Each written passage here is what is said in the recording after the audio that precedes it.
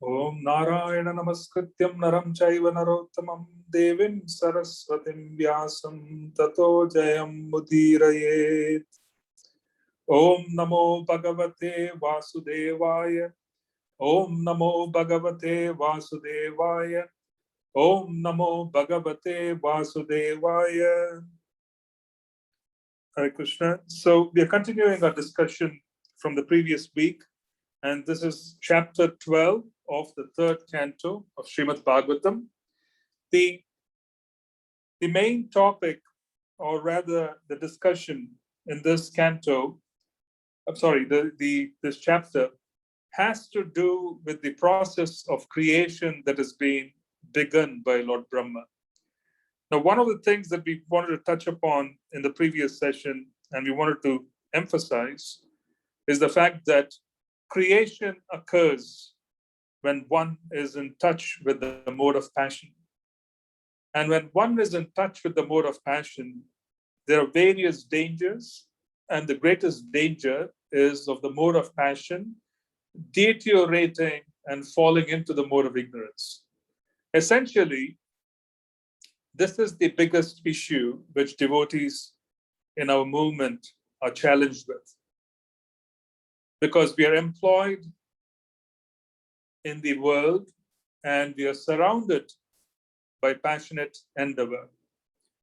We are set passionate objectives. We work for organizations that are not necessarily connected to transcendence.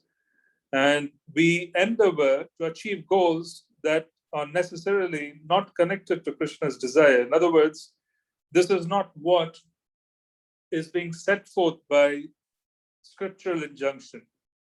We basically have participating in endeavor that is connected to maintaining this body, and we have desired this state. Please don't forget the fact that who we are today has been arranged by us from a previous lifetime. We have come with certain karmic reactions, there are certain karmic propensities.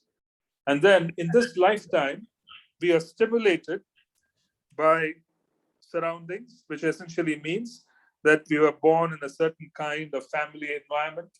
We were born in a certain community, a certain country. And as a consequence, we have also absorbed in the culture of our surrounding. The environment in the present juncture is also influencing us amazingly, quite profoundly, very powerfully.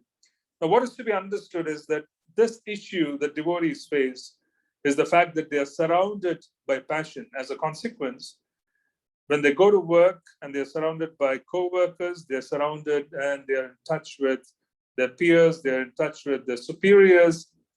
The goals of life are being set by those who are not in touch with Krishna consciousness. As a consequence, there's great danger in being exposed to such an environment.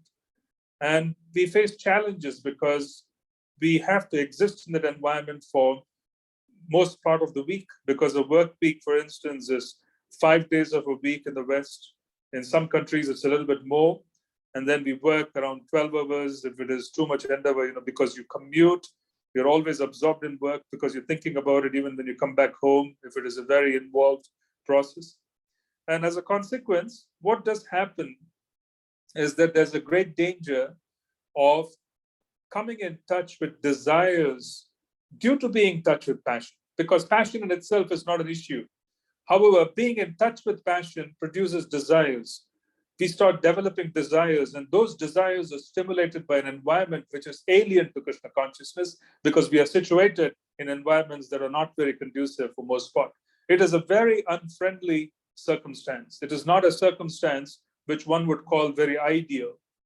And this is where the danger is. The real danger that we face is the fact that passion produces desires. And this is where the challenges of desires comes in. When you have desires, and then you also engage in a powerful spiritual process, then the greatest danger is that you manifest those desires for the future. You see, if one is chanting offensively, which means that they're carrying desires for material enjoyment, they're carrying desires for being, in certain ways, having desires which are connected to the material world, not necessarily connected to Krishna, then those desires that are chanted in Namaprad can manifest because they are being fed by coming in touch with Krishna. Krishna says in the 15:15 of the Bhagavad Gita that I will help you remember, I'll help you forget. So we basically are in touch with all kinds of stimulus, and we are in touch with the mode of passion. We develop desires, and then we also engage in chanting process, which practically creates a future for us, which becomes a little untenable because of the fact that you cannot maintain the mode of goodness and you cannot maintain a transcendental practice while being immersed in passion. It is not possible. It's not sustainable because you're transcending. It is like having a fever. It is like having a fever, having a flu, and one has to go to work while they have a flu. One has to go to work while they have a fever. They may be able to transcend it for maybe a day or two because the boss is demanding their presence at the workplace, saying, yes, you must come to work regardless of whether you feel healthy or unhealthy. We want you to show up for work. So one might be able to transcend that particular fever and then reach the workplace because they are under pressure. Or they may be able to transcend that particular circumstance whilst they have to offer some service, which is even more wonderful because now they are being propelled not so much by fear, but they are being propelled by love. And what does happen is that when they are trying to achieve this transcendental position, it is not sustainable because they're transcending a material condition which is adverse. It is an adverse material condition. It is like overcoming a fever, having certain disadvantages, and then overcoming the disadvantage, and then engaging in activity. And then at some point or the other, there is going to be weakness where we're going to be pulled into that particular whirlpool. So it's a dangerous circumstance in this world. It is quite a dangerous circumstance because at every step, there's great danger. At every step, there's great danger. So undoubtedly, one of the topics that was discussed in the previous session, in the previous chapter discussion, which is the previous verses, it had to do with the fact that there is a certain process by which one may be protected from the assault of passion. One may be protected from the assault of desires that are unqualified. So there is a certain process. There's a very qualified process by which one can function. And we gave the examples that it is not so much the power of the individual. Sage Vishwamitra, who is the origin, or rather I would say the giver of the Gayatri Mantra, he practically received the Gayatri Mantra and gave it to the whole world. He was the guru of Lord Rama in certain ways. You see, he taught him certain kind of weaponry. Yeah. So this great sage who is being featured in the Ramayana, yeah, he practically fell down. He fell down. So the point being that the Bhagavatam is full of examples of fall downs of very powerful people, very powerfully situated, greatly powerful personalities who have achieved a lot and contributed a lot to the universe. They have all succumbed to the impulse of passion because they were in touch with that particular mode in this particular world. Because when you are in touch with passion, the difficulty is that it could slip into the mode of ignorance because it can degrade into the mode of ignorance. It can go down, it cannot go up. So one needs to be transcendently situated. So what does Lord Brahma do while he is engaging in the act of creation? Lord Brahma creates in the Brahma Muhurta. He creates particularly in the early morning hours. Why is it so that the early morning hours is being chosen? It is because the early morning hours, there's a permeation of the mode of goodness. And as a consequence, when one is engaging in the activities of passion, which is what Lord Brahma was doing, when the intelligence is being used to create, he particularly is protected, and that particular action does not degrade into the mode of ignorance. Yet this is how the Brahma Muhurta, it's called Brahma Muhurta for several reasons. It is called Brahma Muhurta because it is practically dominated by the demigod Brahma in the morning. Yeah. And at that point, why is it called Brahma Muhurta? Because he needs the mode of goodness. You cannot be completely situated in the mode of passion while you are creating, because if you create completely in the mode of passion, you will degrade into the mode of ignorance. You need to be situated in goodness when you're coming in touch with passion. then there is protection, because then, worst case scenario, you will fall into passion.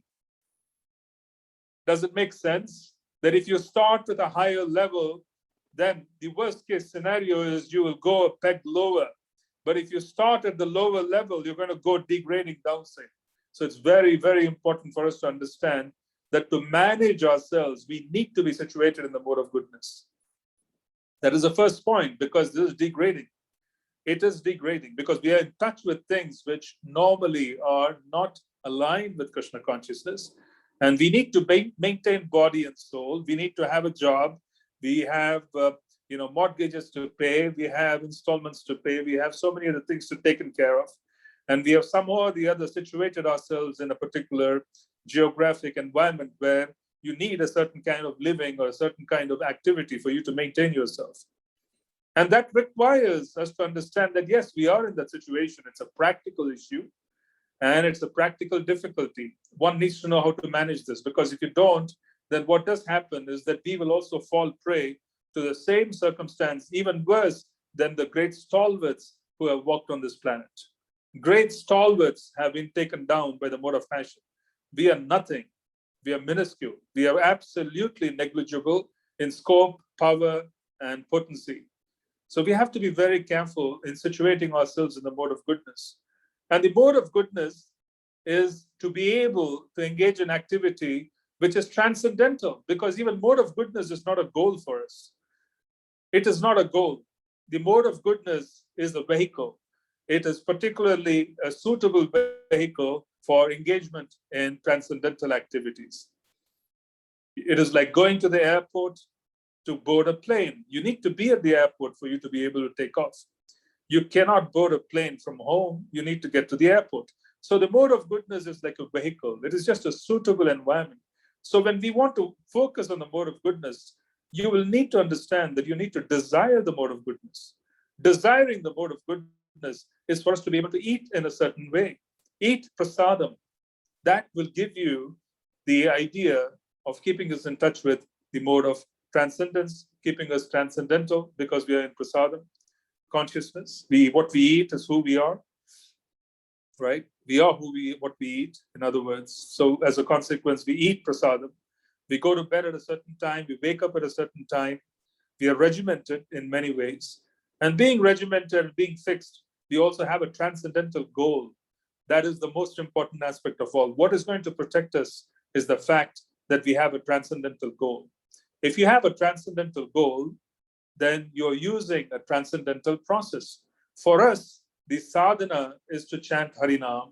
The sadhya is also to attain the premanam. So for us, it is the same. We are chanting Harinam to clear out, and then we are also chanting Harinam to experience prema. So everything is going to be experienced through Harinam. So that's our transcendental process. So when one is in touch with the transcendental process, a few things can happen, and we ought to remember this. We need to understand the goal, and we understand the goal by coming in touch with sadhus. By coming in touch with sadhus and engaging in service, we understand goals, because consciousness and faith have to be transferred from the heart of the sadhu into the heart of the sadhaka. The sadhu has the ability to take what is in their heart and pass on that particular potency to the heart of the sadhaka, the practitioner, through sound vibration. Because the sound vibration of the sadhu contains faith. It contains the desires of the sadhu. It contains knowledge. It contains the connection with Krishna and the service to Srimati Radharani and Krishna. All of that is contained. The sambandha which the sadhu has is contained in the sound vibration.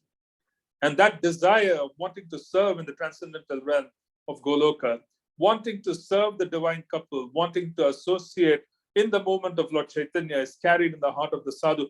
The sound vibration comes into our ears and dislodges nations and protects us and sets transcendental goals. Now then, we receive Harinam during initiation. We receive beads. And then when we receive beads, the Guru tells us, you need to chant a certain number of rounds and you need to follow the regulative principles. So when the Guru is telling us you have to chant a certain number of rounds and follow regulative principles, what is the Guru doing? He is also giving us the power to do exactly what he says. So he is saying, you chant a certain number of rounds and follow the regulative principles. But is he just expecting us to do it on our own accord? The answer is no. He is giving us the ability to do so. And he's giving us the ability to do so by giving us the power to do so. He's granting the power while he's giving us the beats. He is granting us the power to maintain regulative principles. So if we make some endeavor in the direction which the Guru has given, then automatically the power that he has given us is also giving to us. It is coming to us. So we become empowered. We become empowered when we make an attempt to follow the instructions of the Guru, because it is not so much dependent on us, it is dependent on the mercy of the Lord and his devotees. As a consequence, when we make an attempt, when we make a wholehearted attempt to follow the instructions of the spiritual master, the blessings and the power that the spiritual master has given us during his instructions, that is contained in his instructions, it starts coming to us. So it's an automatic transfer of empowerment. It is an automatic transfer of power. This is basically power that comes to us because we are choosing to follow instructions of our Guru. And this is how it works, because in that instruction, there was great potency. In that instruction, there was power.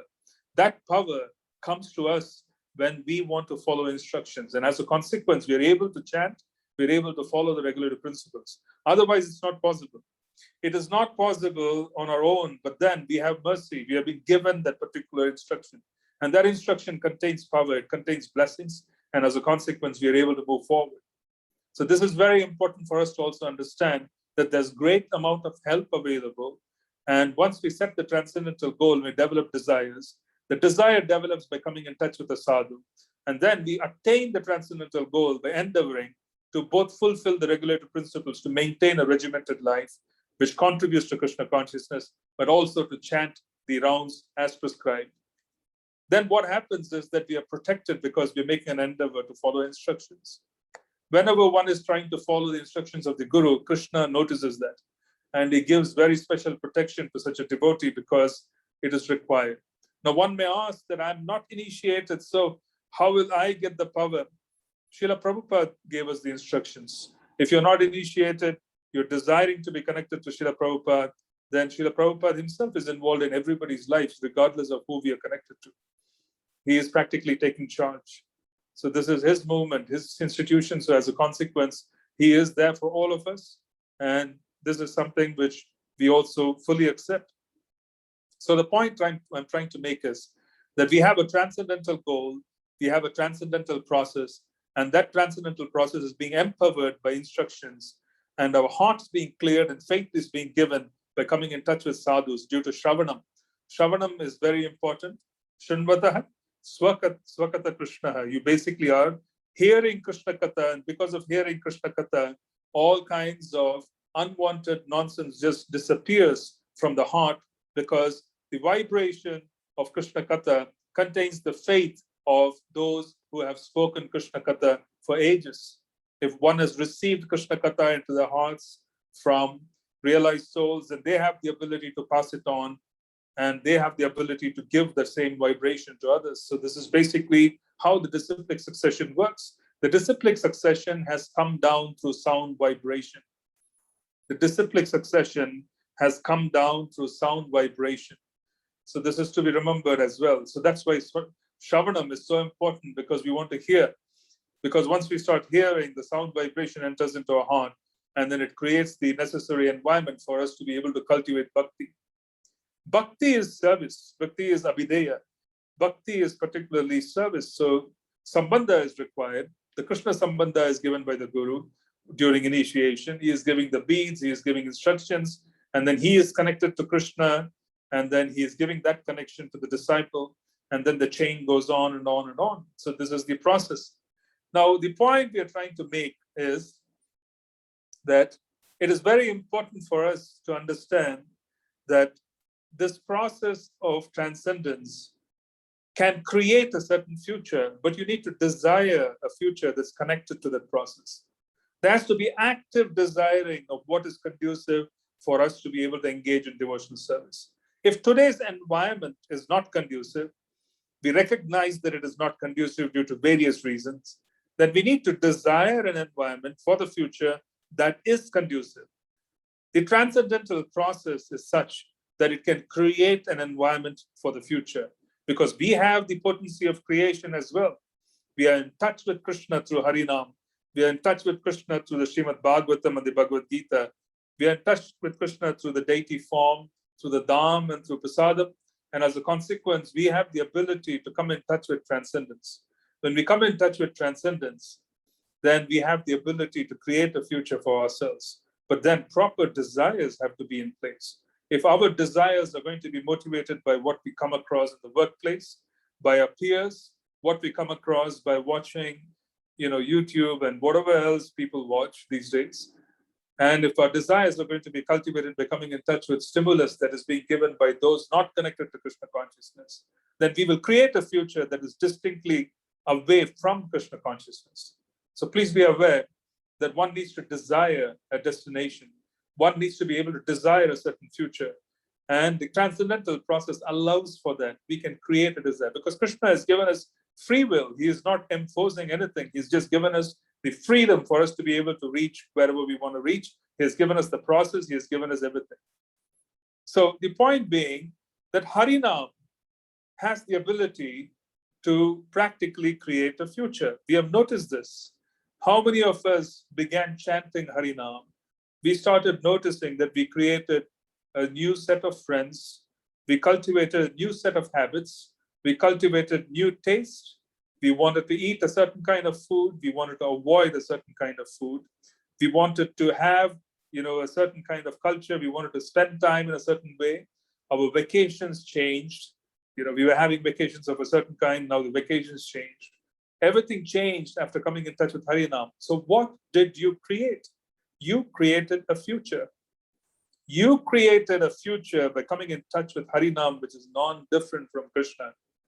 But then you desired it. You desired a future where you could have more and more and more of Harinam. And as a consequence, a future gets created where there's great opportunity for engaging in Harinam. Because we get surrounded by people who are enthusiastic about Harinam. We get surrounded by people who are enthusiastic about Krishna Katha. We get surrounded by those who are enthusiastic about the Dham, about Leela, and all of these things. So the point being that there's an opportunity for us to be able to create and manifest a future by coming in touch with the potency of the Lord, as in the case of the holy names. The holy name is non-different. As a consequence, we create a future, but then we need to organize our thoughts, which is why it's dangerous to continue doing namaprad, because namaprad essentially means that there are so many unwanted desires in the heart. Because there are so many unwanted desires in the heart, the manifested future due to those particular desires cannot be conducive for Harinam. How can it be conducive? Because it's interfering.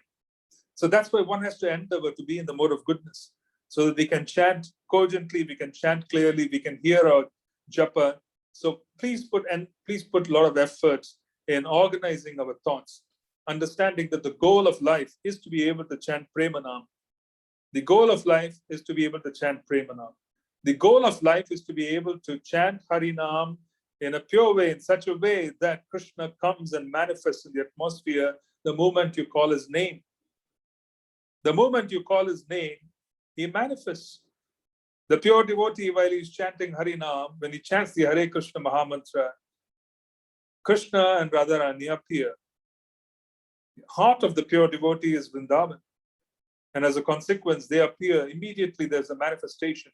Whatever is in the heart is seen, and there's instant connection, there's instant seva, and there's instant chanting. So this is basically our goal. So this is not surreptitious. It is not, what I would call a goal that is not well documented. This is the goal that has been well documented, and it is also particularly highly well documented in terms of how you reach the process through different stages. Where is the danger? The danger is that we are in touch with the mode of passion. How do you save yourself from the mode of passion? Take the cue from Lord Brahma. You have to be situated in the mode of goodness for you to save yourself from the mode of passion. So the more you cultivate goodness, the more you try to work towards goodness, the greater would be the ability to ward off unwanted impinges, unwanted influences from the world. Greater would be the protection, the greater would be the access. More productive would be the japa session, more productive would be the reading. because then you would have the ability to digest, you would have the ability to move forward. If you don't strategize for this, if you don't create an environment in the future where there's a greater mode of goodness, if you don't create a circumstance in the future where you're not going to be bothered so much by unwanted impulses created by people who are not connected to Krishna consciousness, if you don't really start thinking on those terms very actively, you will not manifest such a future. So Krishna consciousness is not about being laid back. It requires some amount of planning. It requires some amount of thinking, strategizing. It also requires very deep bhajan. If your bhajan is not very good, you will not achieve anything. If your planning is not very good, then you will still find it difficult for you to basically understand how to get to place, point A to point B, etc. Because we are all in an environment which is not very conducive, right? We are in an environment that is not very conducive. So we need to be very careful that we need to be able to have a very clear idea that this is the future I need, and I want to be in the mode of goodness so that I could be very absorbed in seva. And then I want to be able to chant nice rounds. I want to be able to serve nicely. And as a consequence, we want to desire things that are very conducive to Krishna consciousness. And when you desire things that are very conducive, at the same time you also chant, then the desire manifests in so many wonderful ways. So what the point I'm trying to make here is that there needs to be a lot of planning. And that planning requires very steadfast thought process where you start cultivating that and understanding that you cannot really go on plugging yourself into the mode of passion on a day-to-day basis, come back home, wash all of that away, and then get into the mode of goodness. It cannot go on because you're transcending. So it cannot be an endless process. One needs to unplug some point in the future, and one needs to plan for it. One needs to have a target. You need to have a target, you need to go for it, and then so you're able to unplug from it. Because you cannot really survive otherwise, because you cannot constantly be exposed to, for example, a certain kind of disease. It's like the modern day in the present circumstance. One may travel from one airport to the other. They may even go through the tube. I do not know if the tubes are open in London, but wherever. You may travel by public transport, and you could do all of those things and then come completely untouched by any virus, and you could be safe. But does it mean that you are safe? The answer is no, because if you keep doing it day in and out, and if this particular condition of wherever the diseases are is still prevalent, then someday when our immune system is weak, we are going to come in touch with it. So it's a fact of nature. It's just how it works. So we can't really say that we are completely immune and we can continue doing the same thing that we did. So there's a necessity to understand that you can't really put yourself in the atmosphere. We really can't be in the atmosphere for too long. So there's a need to desire that. Now, we may desire, we may endeavor, we may not achieve. That's a different story. But we need to desire. We need to desire to have a situation where it's more conducive for us to engage in devotional service. Right? This is very important for us to understand. Does it mean that one has to give up the job, one has to give up the family and then go into some kind of seclusion? The answer is no. That's not what I'm trying to say. But all I'm trying to say is one needs to desire a future where they have maximum opportunity for service. There's maximum opportunity for absorbed devotional service. One needs to be able to desire it. It may happen in this lifetime. It may happen in a subsequent lifetime. But desiring it is what we need to do. We need to desire the fact that, I want to do more service, and I want to be able to offer more absorbed service, and I want to be less motivated by goals set by others who are not very connected to Krishna consciousness. This is something that we need to always culture into ourselves. Accepting the present as Krishna's arrangement. This is humility, trinadapi sunichena. Accepting the present as Krishna's arrangement, acting upon it with great strength. This is what is required on a day-to-day basis, accepting it. At the same time, it doesn't mean that you don't try to improve upon the circumstance. So you accept the present and push yourself to the maximum, but then you desire an outcome or a future where there would be even greater opportunity for service, because we all want to be greedy for service. We all want to be greedy for a transcendental situation, right? So this is basically something that one needs to plan for, without which one wouldn't get there. It's not something which is going to manifest on its own accord. You need to plan for it. So it's something which you need to constantly endeavor and then reach at a certain point. So this is very important. Now, in this chapter, what is quite unusual is we spoke about it. We spoke about it in the previous discussion. We spoke about the fact that the idea of the Kumāras, the four Kumāra brothers, who practically did not want to participate in the process of procreation because Lord Brahma wanted them to be born so that they could engage in expanding the population of the universe. The four Kumāras practically manifested and decided that I do not want to participate. And then they practically decided to do that because they had a transcendental objective. They had a transcendental objective. So what does this mean? It means that their ability to procreate, their ability to engage in the act of procreation, the power of procreation, the power and the intelligence required for them to expand, the population, etc., as what we would call as required by Lord Brahma, basically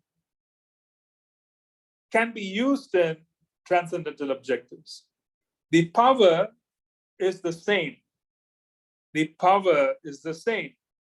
And that power can be used depending on the goal that you set for yourself.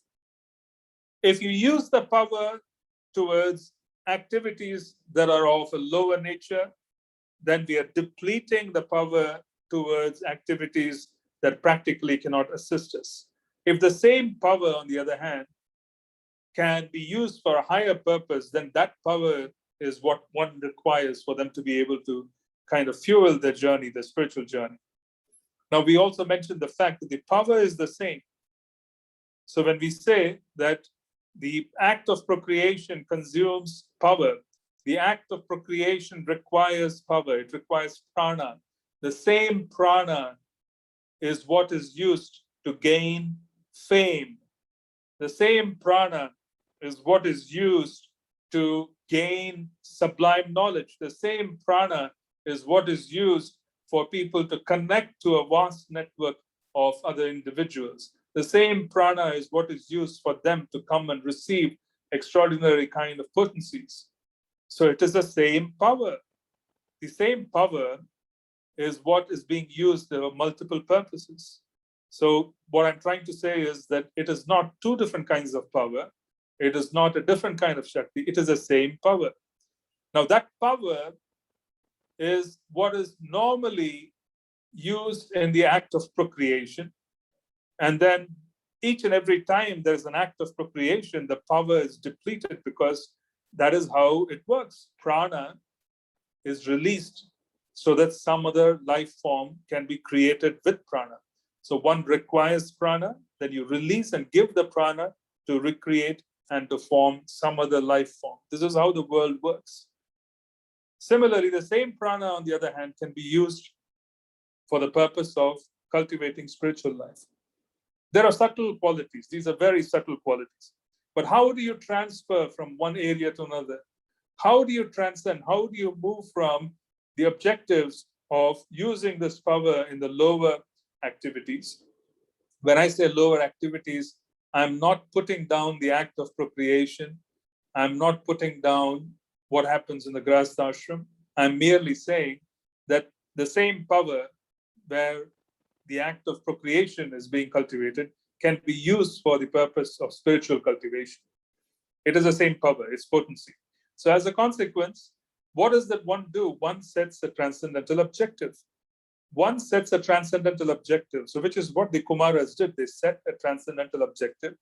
Then they cultivated a transcendental process. They had their own process. And then they followed the rules of the transcendental objective to reach the process. So the power that was given to them by Lord Brahma was used for that purpose. Now, there were other sons of Lord Brahma who practically engaged in the act of procreation, and they used the power which was given to them by Lord Brahma for the purpose of procreation. That's a different story. I was just wanting to say that in our circumstances as spiritualists, we struggle with power. We struggle with this issue because we have power, we have potency, but then we come in touch with impulses in the Western world, and even India for that matter, or any place, that are not conducive to Krishna consciousness. And then we become motivated in going after those objectives at a very subtle level, then it becomes gross, which means that even before a transcendentalist, even before a spiritual person actually has a fall down, they have fallen in the mind.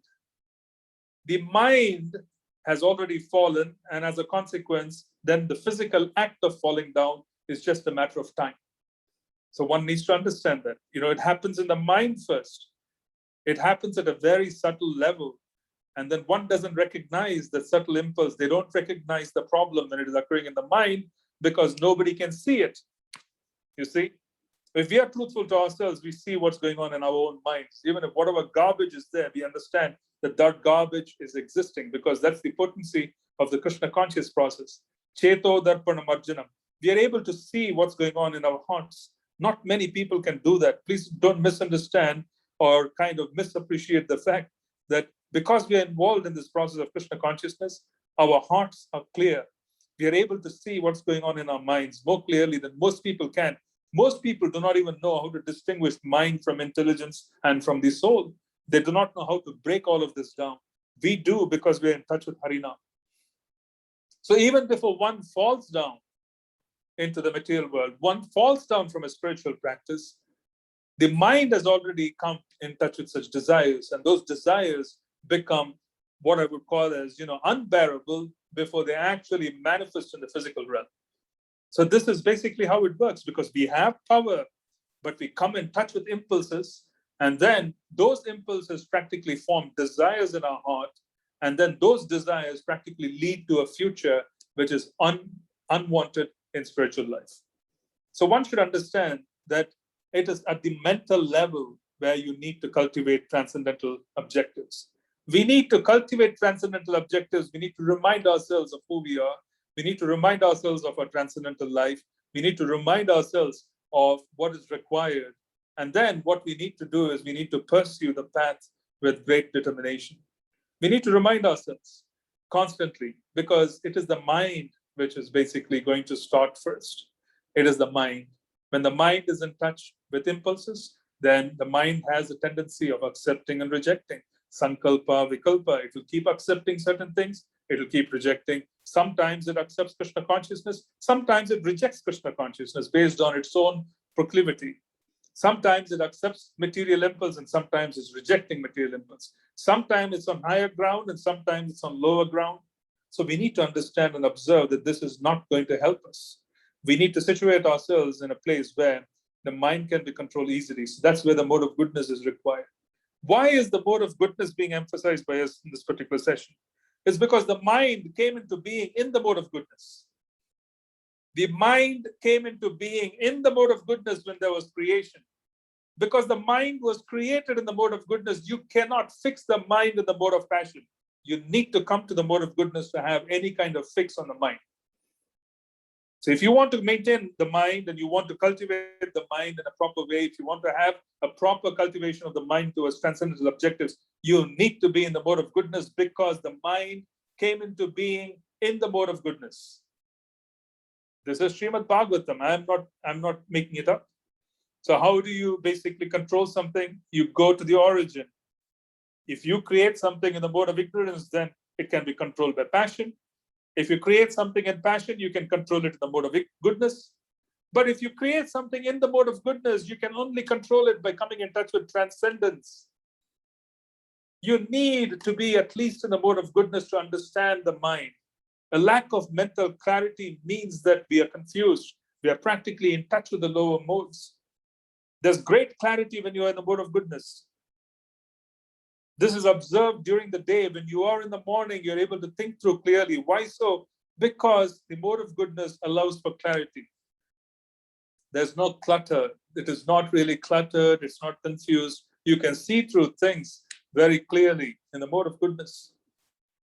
So one needs to understand that if you want to really maintain your poise, then you need to be in the mode of goodness. You need to cultivate the mode of goodness, fix things in the mode of goodness. What we do early in the morning is going to help us throughout the day. What we do early in the morning is going to help us throughout the day. That is how it works. That is how nature is created. What we put into our heads early in the morning is going to stay with us. It will help us. This is how it works. we need transcendental objectives, we need a transcendental process, and then we need to be in an environment that is conducive. All of this is required for success, and which is what we are trying to endeavor.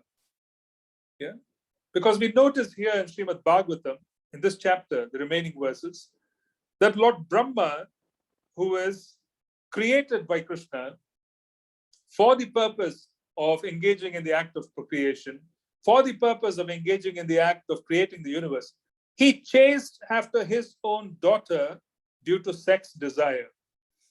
It is incredible.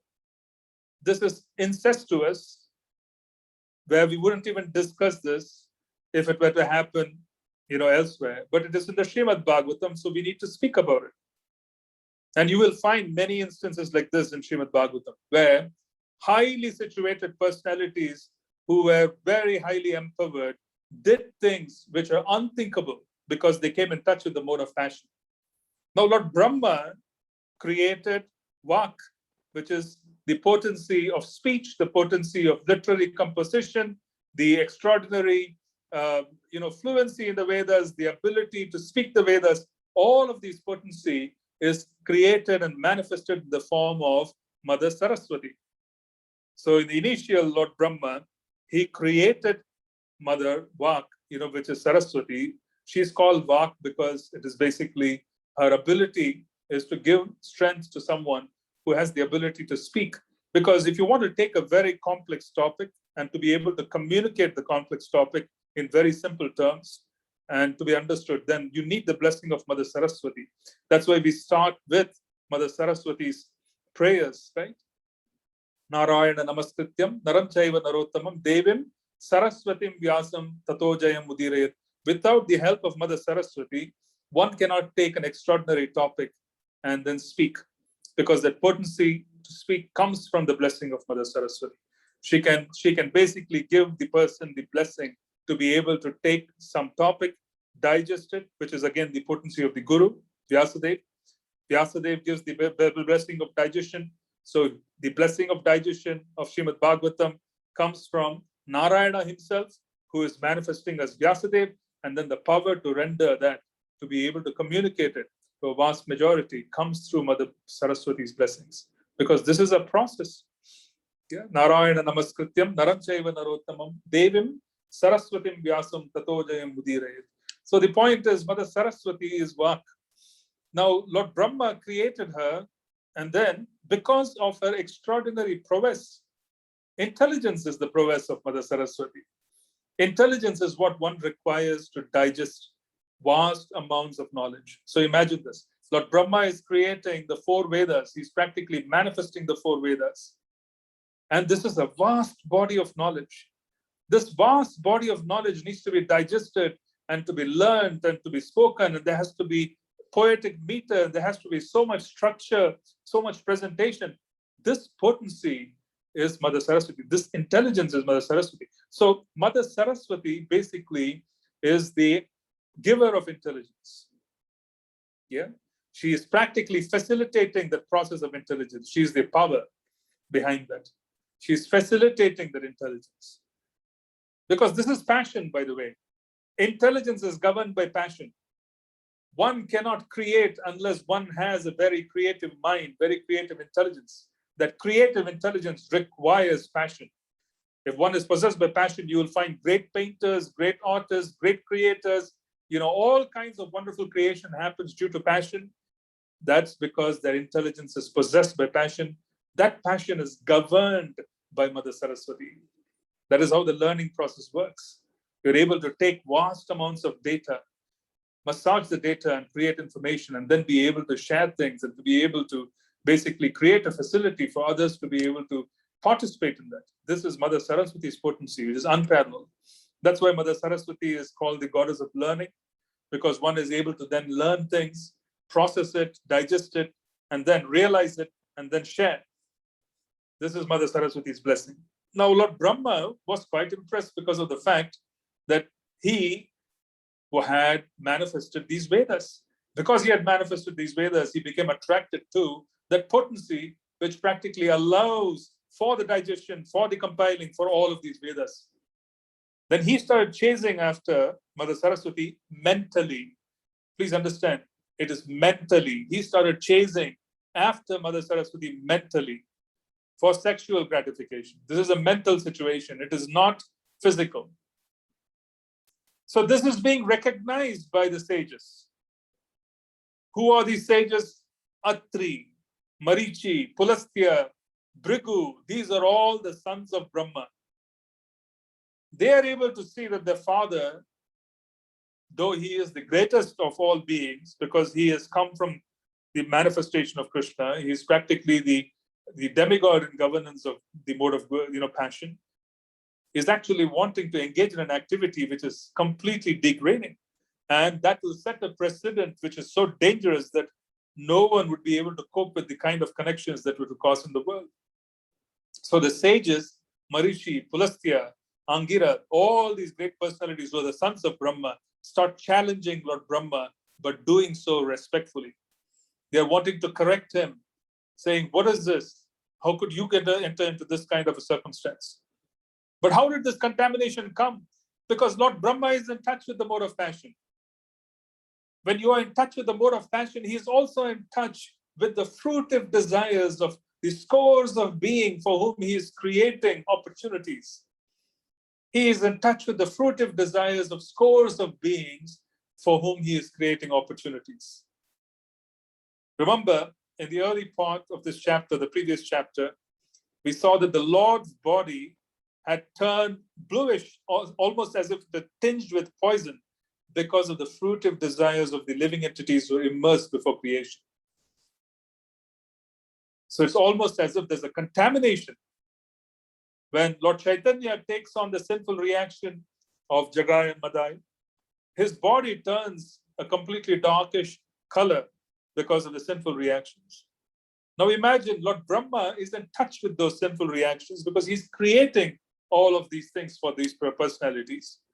Yeah, someone has this desire, someone has some other kind of desire. I have to create a body for this fellow, I have to create a body for that fellow.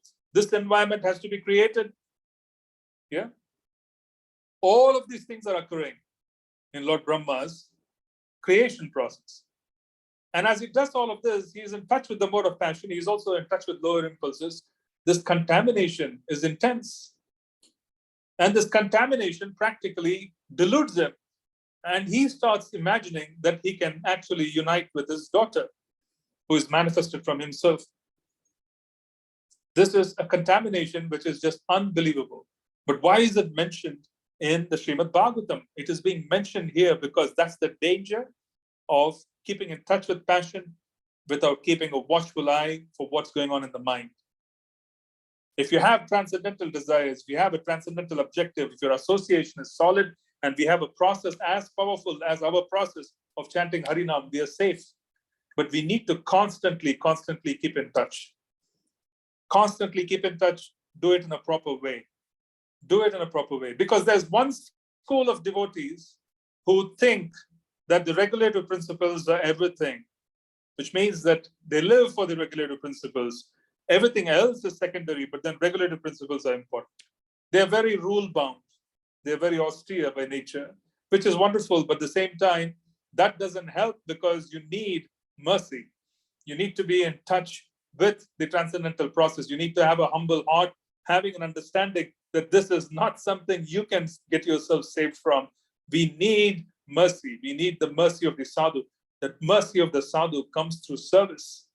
The mercy of the sadhu comes to those who feel they need help. Why would the sadhu assist if one feels that they can handle a circumstance? Sadhu doesn't help if one feels that I can handle a circumstance. I'm strong enough. I don't need help. So don't underestimate what goes on in the world because it's a part of creation. If it can bewilder the creator, the secondary creator, who is in touch with transcendence, he is manifesting the four Vedas. Nothing could protect him. Nothing at all could protect him. Then what happens? He practically gives up his body. Then he comes back in a body which allows for such sense gratification. He gives up his body because he falls down, he gives up his body. Mentally falling down at that level, at the level of who they were, Lord Brahma, and so on. These are great personalities. Mentally falling down is as good as physically falling down. For us, we need to understand that the fall downs can occur mentally first. So watch out what goes on in the mind. If there's garbage in the mind, the garbage is going to come out. It's just a matter of time. Watch out for desires. Watch out and see if we are comfortable doing things that we were comfortable before coming to Krishna consciousness. Are we still comfortable hanging out in a certain way? Are we still comfortable watching things and eating things that we were comfortable doing before coming into Krishna consciousness? Then we are in trouble. Yeah, we are in trouble. This is not a process where you can be immune forever, because this is a process which requires daily monitoring. It requires daily assessment. It requires fortifying ourselves with association and then moving forward. This requires daily work, which is why there's sadhana, but then the sadhana is coupled with constant instruction that you're not dependent just on the sadhana, you're dependent on mercy. So begging for mercy requires service to the sadhu, having an understanding that we require help. This is also required. So don't underestimate what is required in this circumstance, because this is not a friendly circumstance. It can happen to anyone. Then Lord Brahma leaves his body. He gives up his body, comes back in another body, and then that body, he is permitted for sexual union. That body, he can engage in the act of procreation. He can engage in the different, what we would call as connections that he wants to have. This is again a dangerous thing, isn't it? He desires something, gives up his body, and then comes back in another body so he could fulfill the desires. This can happen to us. You desire, and then you can actually get a body and just come back in that body to fulfill the desire. This is a dangerous world. This is a dangerous world we live in. If it can happen to Lord Brahma, you can just imagine who we are. We are absolutely insignificant. In the grand scheme of things, yeah, we are insignificant, very, very insignificant. This is an insignificant planet. This is an insignificant planet, and then we are one amongst scores of people and scores of entities. Yeah, it's unimaginable as to how insignificant we are. The only way to save ourselves is through understanding that we would want to have a transcendental goal. We would want to have a transcendental process. We would need to check in on a daily basis. We need to keep in touch with sadhus through service. We need to constantly remind ourselves of the frailties that we are in. We need to desire transcendentally, because if you desire transcendentally, you will get there. You are in touch with Krishna. Please don't underestimate our process. Please don't underestimate Harinam. We are in touch with Krishna himself. When we desire things and we are in touch with Krishna, Krishna will fulfill them. He will fulfill what is most appropriate for us to be experiencing in Krishna consciousness. If you're very humble, then he takes charge. He leads us through because he knows that we are dependent on him. It is like a father or a parent helping a child cross the road. Imagine if that particular child is grabbing onto 4 or 5 different people who are crossing the road. How difficult is it for the father or mother to take the child across? Almost impossible. But then if the child sticks to holding on to the hand of the parent, then the parent has the ability to guide them across the road easily, take them across the road from one place to another. So this is very important for us to understand that Krishna is there and he manifests himself in Harinam. He's manifesting as the deity. He's manifesting as Srimad Bhagavatam. He is manifesting as prasadam. I keep emphasizing prasadam because the root cause of troubles is food. What we eat is what we will become, because that's the activity we perform throughout the week. 3 times, sometimes in some people more, we keep eating. So the more qualified, more quality prasadam we ingest, greater is the safety of this process. Greater is the protection received through Krishna consciousness. Greater is the protection received with the help of the transcendental process. So the point we're trying to make here is focus on prasadam and focus on working towards being in the mode of goodness. Focus on understanding that if you do not have transcendental desires, then we might end up manifesting a life or a future that is not connected to Krishna consciousness. If we have deep troubles as of today, if we have deep troubles in executing Krishna consciousness, it is because we didn't actively desire Krishna consciousness 20 years back.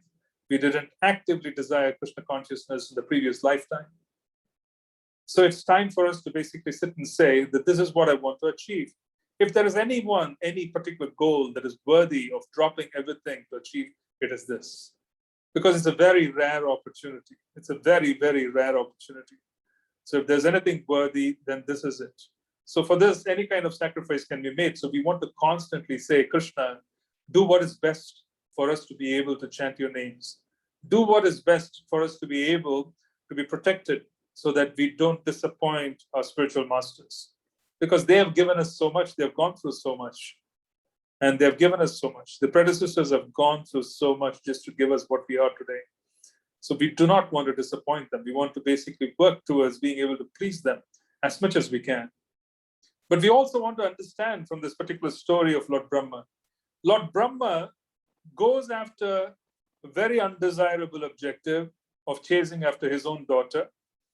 Then he is giving up his body. And then after he gives up his body, he comes back again in a new body. And this time he marries and he is able to engage in sexual contact, etc. All through, what do you notice in this chapter?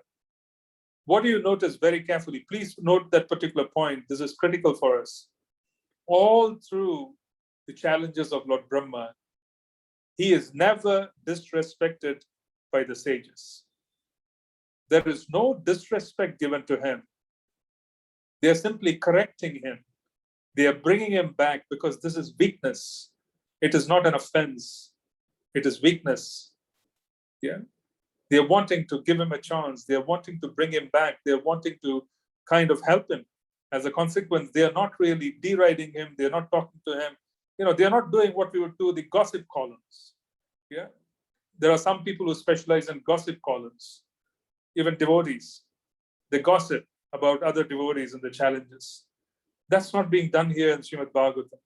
What you see here, what's being done is that yes, he has fallen down. He has fallen down, but he is not disrespected. And then he is given an environment, he's given an opportunity so that he could come back and continue his service. He comes with a new body. He comes with a new body. Yeah. So this is again something that we need to learn, that if devotees fall down in our movement due to weakness, and then they come back into our society and they're still practicing Krishna consciousness, then understand that they have been taught a very valuable lesson by Krishna. They carry that lesson in their hearts and they can teach us those lessons very nicely because they have been put through this terrible experience. And then Krishna has taught them this lesson and they're coming back and then they're teaching others the frailties and the difficulties of being in touch with the mode of passion. Yeah, they're coming back to teach. So if there is a devotee who has left the movement because they fell down, and fall downs in the transcendental process is usually due to women or men and money. These are two areas. People fall down due to money, they fall down due to the opposite gender. And then if they recover and they come back, and then they continue practicing Krishna consciousness, it is our duty to encourage them.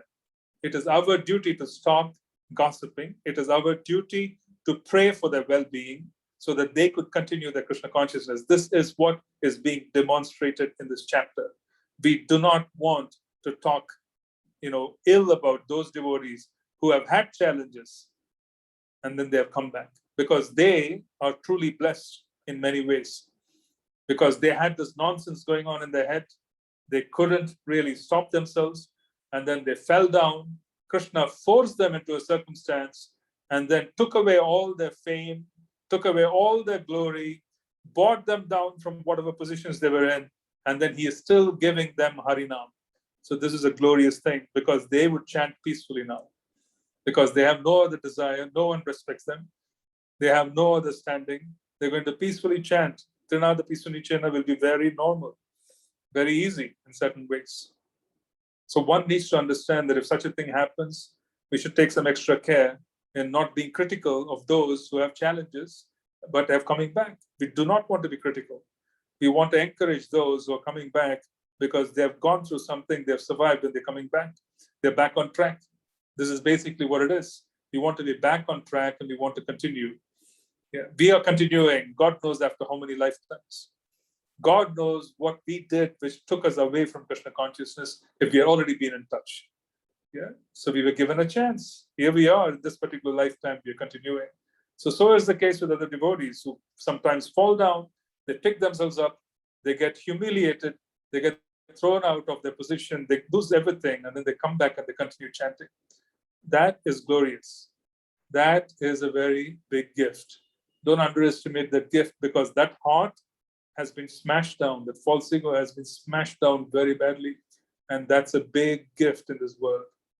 If your false ego is being smashed and you're still having an opportunity to be amongst devotees, still having some eagerness to chant Harinam, yeah, that is a gift. We should never ever put that gift down. We should never ever look down upon such souls who are still persevering and coming into our midst, even after all those experiences.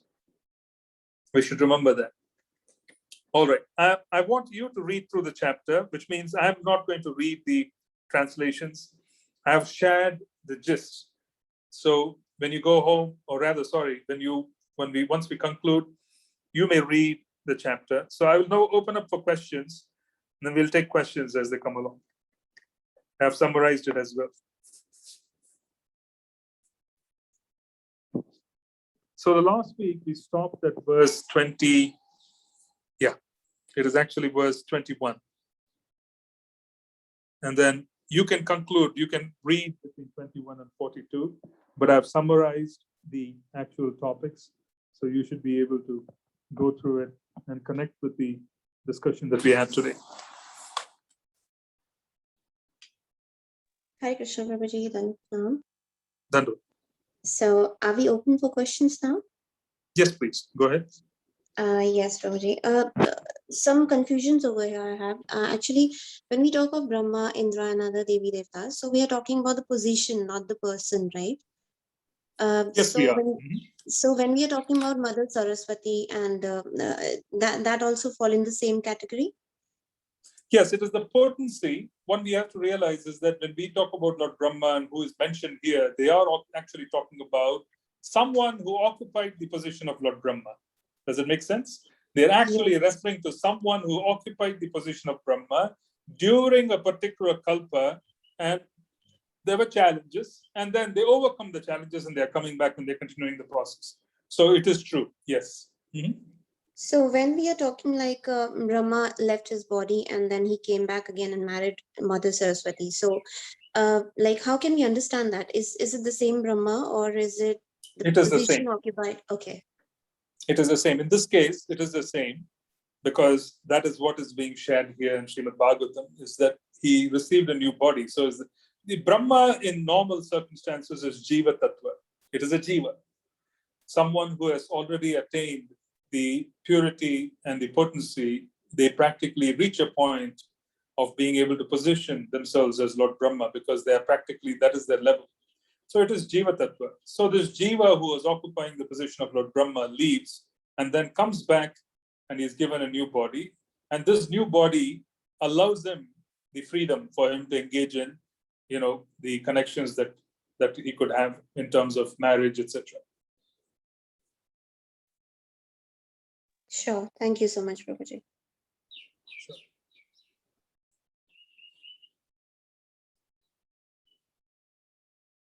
Hare Krishna, Prabhuji, Janvar Pranam. This is Ajay Govindas here. Thank you, Prabhu, for the nice class. Prabhu, just one question. You were talking about that when the thoughts are coming, we have to control our thoughts and desires so that we don't get, unwanted thoughts, because once they get rooted, then the actions will come in place. Like Brahma mentally started thinking about her daughter and then, got the results which were not good.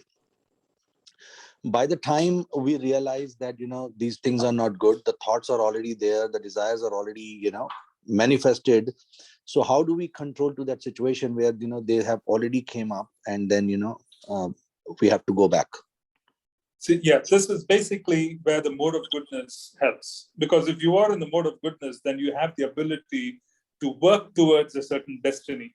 If we are in the mode of passion, we don't have the facility to avert destiny. We are simply going to go with the desires. Does it make sense? Yes, Prabhuji, but then how do we, move towards the mode of goodness? Because the desires probably would not let us go, right? Well, it is not it is in one sense, it is a catch-22 where you need to basically start thinking that, what we would call as, if there are desires, then how do we go to the mode of goodness? We endeavor with the process. What is the process given to us for reaching the mode of goodness? A, we need to wake up. We need to chant.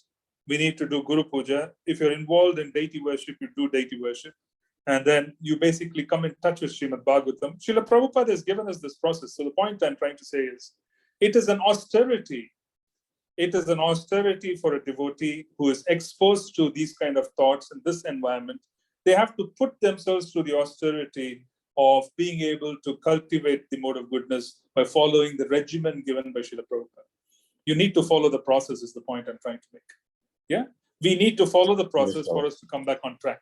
So following the process may be difficult. It doesn't mean that it's going to be easy, but then we still follow the process. Yes, Prabhu. Got it. Thank you, Prabhuji. Hare Krishna. Sure. Hare Krishna.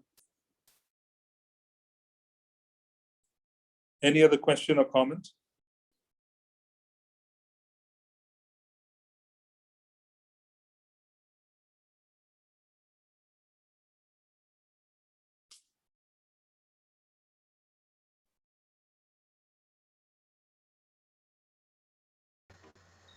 Hare Krishna Prabhu. Hare Krishna. Yeah, very nice as always. Prabhu, I wanted to ask, you were talking about these unwanted thoughts, even that Prabhu was asking the question. Prabhu, even if we want to say somebody to our own unwanted thoughts, the moment we know that it is not, so whenever we are chanting, can we pray for that? Because sometimes, even this is my own experience, can't even believe things like maybe 20 years ago, 25 years ago, some things will just come up. And then you have to really say, oh no, Krishna, no, I want to be with you. I don't want. Please help me. Is that okay that way, Prabhu? Yes, absolutely. It's absolutely. This is, basically, this is exactly what the mind does. The mind goes digging around, and then if especially the experiences were in the mode of ignorance or mode of passion, it will bring it up, and then it will present it, and then say, okay, what is this? And this is basically how it works, because it's constantly trying to bring us in touch. And this is also the process of purification. So what we need to do is we need to understand that we need to offer prayers. We need to definitely offer prayers, but we need to follow the process as clearly and closely as possible so that we are protected. Following the process is very important, which means that the more emphasis and more effort that is being put into doing things the way Srila Prabhupada wanted, then greater would be the outcome and the blessing that we would receive. So we want to follow the process, but what you are saying is perfectly fine. We need to stop and say, Krishna, please save me. So I do not want to ever go back to this. There was this instance, I've shared this before, where Srila Prabhupada, when he was having darshan of the deities in different temples, someone just asked him, what are you praying for, Srila Prabhupada? And then Srila Prabhupada just said, I'm praying so that I don't fall down. You see? This particular fact, it doesn't mean that Srila Prabhupada was vulnerable or anything. It simply means that we are in a world which is very vulnerable. If someone as closely associated with Krishna as Lord Brahma could fall down, then we are in a world which is very vulnerable. Go back to Lord Chaitanya's servant. Lord Chaitanya's servant, he was Lord Chaitanya's servant. He was practically with him. But yet he was deluded and taken away by the gypsies, the other the tribe which was moving around, in Chaitanya Chaitamrita. So now imagine, you're rendering direct service to Lord Gauranga, and you are in his presence, but then material energy is so powerful. And then Lord Chaitanya notices that his servant is not offensive, he is just weak. So he grabs him by the hair and he drags him and he brings him back into the movement. So Lord Chaitanya can do that for us as well. So we can offer prayers to Lord Gauranga and to Nitai, requesting them for help so that we are never ever distracted by what material energy can present itself as. We should be careful in thinking that we are immune. The greatest danger is to think we are okay, immune. Yeah, there's great danger. The actual difficulty is as follows. And I want to share this because you're raising the question, but in general, the actual difficulty as to why people actually fall down is because they're alone. You know, as they grow higher and higher and they become gurus, they become what I would call as, hierarchically, they become superior. Their life is quite alone. They don't have people where they can share weaknesses. Does it make sense? It is like you can't open your heart if you are already kind of projecting yourself as all powerful. You cannot really open your heart. So this is the issue. So what we must do as devotees is that we must always have someone whom you could open your heart to in confidence. And that person should be someone whom you can completely trust and who also has a very good spiritual process where you can basically take advantage of that person's consciousness and then come out of it. But this confidential connection is required in Krishna consciousness. Otherwise, what does happen is that as we grow higher and higher and higher, we are left with our thoughts, and then we do not even know whom to contact because we are afraid of opening up. And then because we are afraid of opening up, then there's danger of fall down. Yeah, so this is also an important part. Association. So Srila Rupa Goswami says, revealing our mind in confidence. This is required. Revealing our mind in confidence to those whom we believe can assist us is absolutely required so that we humble ourselves and then open our hearts so that we could be saved. Yeah, that's true. Even this morning, we were really talking to another devotee, and I just remember, I always remember this Srila Prabhupada praying down, and he said, I said, if Srila Prabhupada says like this, I take it like this, Prabhu. If he's saying, then for me, I should tell 60 times in a second. Yes, but then I want to also emphasize this. We don't want to constantly focus on our fears. We do not want to constantly focus on the negatives. What we want to do is we want to focus on the positive of Krishna consciousness in terms of protecting ourselves with Harinam, protecting ourselves with Seva, protecting ourselves with association. And while doing all of that, remembering that there's danger. So we don't want to have this negative focus. There is this particular story which my spiritual master used to share. And he used to talk about this Brahmana. And this Brahmana suddenly had a new neighbor who moved in. And this neighbor was a prostitute. And this Brahmana was a highly cultured, elevated Brahmana. And opposite him, there was this particular woman who was engaging in activities which are abominable. And then this Brahmana became so incensed with her presence because he felt humiliated that someone like her was right in front of him, in the house in front of him, that each and every time someone went to meet with the prostitute, he would count, okay, it's number one, number two. He would constantly focus on what's going on in her house. And then he became so obsessed with her. Now, the opposite was occurring with the prostitute. She practically was looking at the Brahmana and saying that, oh my God, there is this great elevated Brahmana right in front of me. I am leading such a sinful life. And then she was focusing on the good qualities of the Brahmana. And as a consequence, she was actually experiencing some elevation and he was actually degrading himself by this focus. So we want to ensure that while it is required for us to safeguard against the perils of fall downs and perils of coming in touch with unwanted impulses, etc., we also want to ensure that we are actually focusing on the positive rather than the negative. So we want to put more energy into the positive. And Prabhu, when you said that it's purification, so that means you have to just ignore it, keep chanting. It's at all I don't know. For me, I can do only that. Keep ignoring and keep chanting. And well, ignoring, yes, and then you keep chanting. At the same time, take a deeper shelter of scriptures, do the kavach mantras, do the worship of the deities, etc. nicely. This is very important. The Narayana kavach has wonderful protection, which is also laid out. Oh, Prabhu, not Yeah, you can. Kavacha? Yeah, Narayana kavach is the 6th canto, 8th chapter. 6 canto 8 chapter. Okay. Well, how about the Narasimha Kavacha, Prabhu? You can do that too. Yes. Yeah. Did you say 6-8, Prabhu? Yes. Yeah. Thank you, Prabhu. Hare Krishna. Hare Krishna. Thank you very much, Prabhu. Yes. Is there anything else? Anybody else have a question or comment? Hare Krishna, Prabhuji. Dandavat. Dandavat. Hare Krishna. My question is similar to Mataji just asked. And is there like, on the first place, when we start chanting, why these negative, well, I'm on 30 or 40 or 50 year thoughts come back, especially only chanting?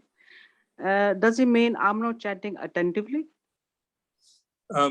It is due to two. It is one reason. There's one particular reason. We should start understanding, and this example was given by Srila Prabhupada as well. It is like going into a room to clear a room which has been dirty for many, many years. So once you start taking a broom and you start taking a dusting cloth and you start clearing the room which has been dirty for many, many years, it will initially, while cleaning, it will appear as if there's a lot more dirt and it becomes more dirty than it was even before. So it would feel that way because a lot of dirt is coming out now, it is clearing up. So while we are chanting, what we are doing is we are throwing out things that are not required. And sometimes those things appear in our consciousness and we need to reject those in line with scripture. That is what we need to do. So it doesn't mean that we are necessarily inattentive. It simply means that we need to ignore, but at the same time, not get carried away by it to the point where we put extraordinary focus on it, or we ignore it to the point where we think, oh, we can just ignore it and it'll go away. We kind of offer prayers, etc. after the fact. So during the process of chanting, ignore it. Just keep going with your hearing process. But that is how it's going to work. The dirt is going to come out, which is there very deeply inside, and it is going to come out and it is being thrown out. So you're practically looking at things that are getting out of your system. Okay, thank you. And another thing, but it's other way around. When you're working or just walking around the house, when just like mind going, just chanting, that time, bad thing, nothing coming. It just chanting going on. It just making me just wonder what's happening. Yes, because the senses, you're basically sitting down and the mind is putting up a protest. The mind is putting up a protest. You see, some people basically, they will not feel like sleeping at all. They will be full of energy. The moment you give them a bead bag, in 5 minutes, they will fall asleep. Yeah? That's right. The moment they sit for japa, they will fall asleep. So this is basically how the mind is trained. But there are other aspects to it because you are removing the mode of ignorance. And when you're removing the mode of ignorance very powerfully, it means that the process is working. Because it is working, it is trying to overpower you. And you need to continue to endeavor towards cultivating that, to move forward. Okay. Thank you so much, Baru. Thank you so much for your answering, and it's a lovely class. I heard this first time. Anyway, so just one of our devotee friends sent me links. So I just start listening today. Thank you so much. Thank you. Yeah, Dandavat. Thank you. Dandavat. Hare Krishna Prabhu, just wanted to ask a question, maybe for some others also, and for myself as well. I want to ask Prabhu, do you do like counseling? Do I counsel? Yeah. In what sense? In the sense that maybe you could write to me, Mataji. Yeah, okay. You could write to me because I may want to understand your question a little deeper. So maybe perhaps you could just write to me. Okay. Yeah. Thank you. Prabhu. Thank you. Hare Krishna Prabhuji, Dandat Pranam, Jai Srila Prabhupada. Dandavat, Jai Srila Prabhupada. Prabhuji, I got to hear your class after a long time. I joined a job on weekend, mostly I'm there. But thank you so much. I'm feeling so purified. But yeah, I will try to hear recordings too. Prabhuji, it's regarding that you said that one should always have a devote some senior person that whom we have faith, and we should always share our heart. Otherwise, we are stuck. That's what I feel that. But the thing is, I'm talking particularly about me. I'm very introvert in the sense that I don't feel like sharing my heart with everyone. I mean, I got really attached with you and Navina Mataji. And then after that, Purna Chanda Prabhu, both of you moved, and I do not reveal my heart to anyone else, I think. So I really feel stuck sometimes. So, and you moved, and not only that, sometimes, devotees that you get attached to, they move, but they are busy also. So in that, what do you suggest in that case, Prabhu? Well, in my case, I would say, I would suggest this. The way it works is that there's a necessity for keeping in touch through classes. There's a necessity for keeping in touch through classes. There's a necessity for participation in classes, because what happens is as follows. People don't realize it, but I'm just sharing this because you raised the question, is the fact that when there is a certain kind of audience, someone who is supposed to share scripture, we develop the ability to address things that are in the hearts of those who are listening, because Krishna facilitates that.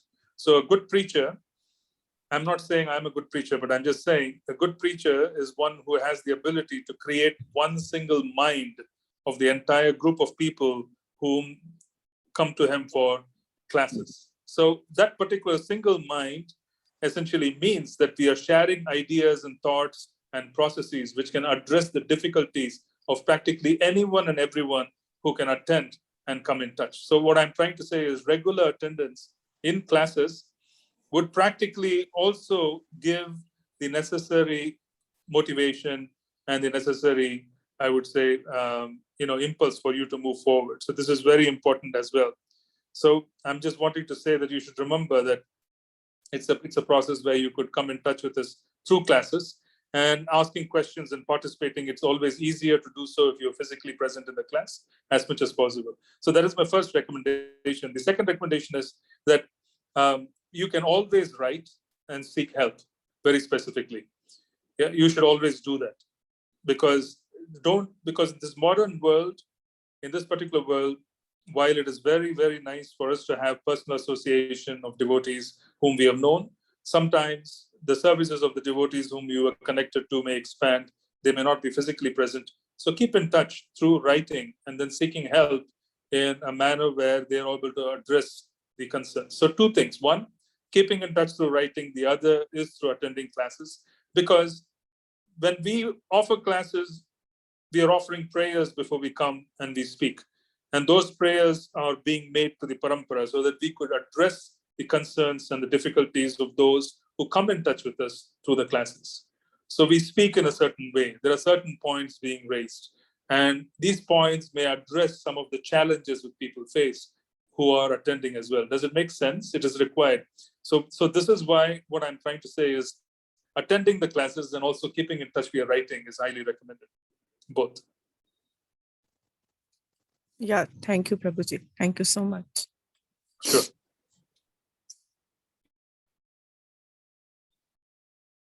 Any other question or comment?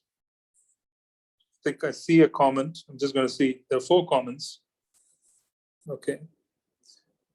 Yeah, just to be clear, is Saraswati Mata the wife of Lord Brahma or the daughter? It is the wife of Lord Brahma. She is the potency of Lord Brahma. She is the potency of Lord Brahma. So you can say she is the consort of Lord Brahma. But then, remember, Lord Brahma is the position. So when he first appeared, he created that potency. And as a consequence, the relationship was father-daughter. And then he developed desires. As a consequence, he lost his body and then comes back again. And during the next birth and next manifestation as Brahma, he is able to come in touch with her as a spouse. So that's basically what it is. So can you let me know, this is a second question, can you let me know how can I stay focused in my goal to please Krishna when I consider some service when devotees praise the work in the end? Even when offering it back to Krishna, it is still contaminating. Well, praising is being given by Krishna. If someone is praising you for what you offer, then it is being given by Krishna. So you accept it and offer it back to the Lord, saying, it is your glory, Krishna. It is, you can offer it back to your Guru. You can offer it back to Srila Prabhupada. You can offer it back to Krishna, saying, it is your glory that I'm able to even do this service. So why should we even hold on to what's being given to us? Give it back to whom really deserves it. So that is the way you handle that. Because if something is done nicely, appreciating it is quite natural. So people appreciate it, take the appreciation, offer it back to Krishna, because it is he who has empowered you. Okay, then why is Lord Brahma never seen in any temple or worshipped? The reason why he is not worshipped is for the same issue that I spoke of today. It is for the same issue, that's number one. And that is the reason why he is not worshipped. That is the understanding we have. So, but then there is one temple in Pushkar. There is one temple in Pushkar. Sometimes Krishna appears as Lord Brahma. So there are variations to this. And there are many variations to this. The point I'm trying to make is it is not seen because of this particular fact. Yeah, it is not seen. Because if you go before a deity and you also remember all of this, then it doesn't help. So that's why.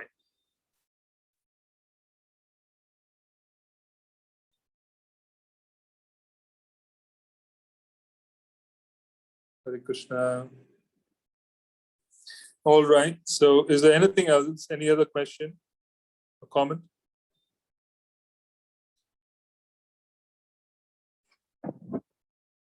Now we want to understand that this is basically Srimad Bhagavatam, and Bhagavatam is addressing a topic.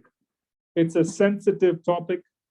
It's a topic that most people are very uncomfortable talking about. But Srimad Bhagavatam is bringing it up. It is bringing it up because Srimad Bhagavatam wants us to embrace the fact that this is a difficulty and we need to get this into our head so that we're able to move forward. So it's an important topic. So we don't want to duck this. We don't want to start thinking that this is an uncomfortable topic. We don't want to broach it because it's a challenge and we want to take it as it is and then be able to deal with it in a proper way. Okay, is there anything else? Okay, there's one more question in the chat.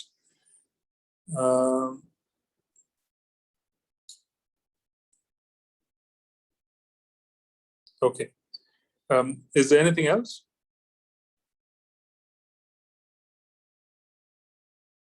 Hare Krishna, Prabhuji. Yes. Prabhuji, although I'm not touch with the classes for, couple of months, so just are you still uploading the classes? I mean, every week? Yes, it is. Yeah, you can see it. You can go to the YouTube channel. You can go to SoundCloud, and you will still see it. Yeah. Okay, fine, Prabhuji. Thank you. No problem. Prabhuji, how can I see your classes on the what you say? I just missed it. Basically, it is on a YouTube channel, and there's also SoundCloud, and then you can get my WhatsApp from whoever sent you the link. You can ask them to get my WhatsApp, and then you could WhatsApp me, and I will add you to our Bhagavatam group, WhatsApp group, where the notifications for the class and the recordings and everything is also being posted. I need your number, Prabhuji. How can I get your number? Okay, I can send it. I can put it on chat. Just give me one minute. Thank you.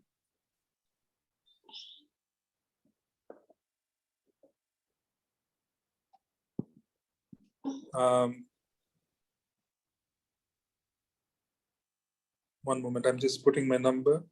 Okay, thank you.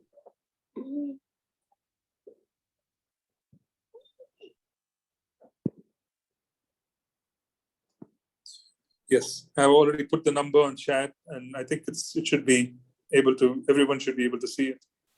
Okay, thank you. Thank you so much, Prabhuji. Yes.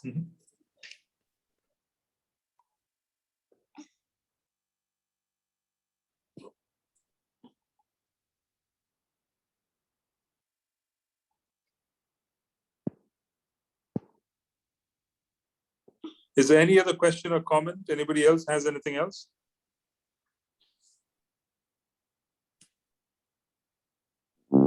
Right, so we'll end today's session and we will start with a fresh chapter the following week.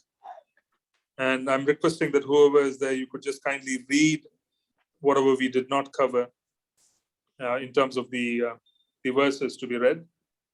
I thought that I've summarized it. If you have any questions on that, you could present it in the following week and we will take those as well. Okay, so. What? Okay then, sorry.